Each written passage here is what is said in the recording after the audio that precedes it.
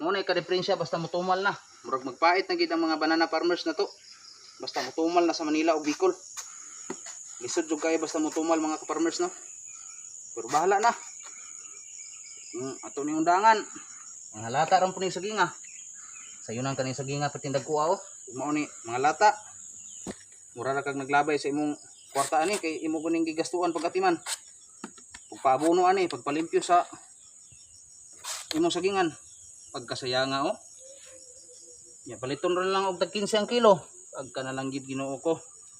Unsaon naman lang in tawo namo ning mga farmers diri sa bukid. Sige lang. Ato lang gyapon magwantahon. Kay total di man ta makabuot pod.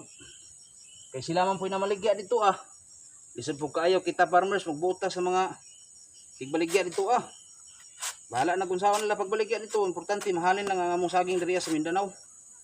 Pero unta ning kamutan pud unta nila nga mabalik na pud unta og singit. Tungod lagi ani perti na naghanag na nanom sa saging, mao pud ni hinungdan nga grabe na gid ang pagtumal. Pero laban lang gyapon ta.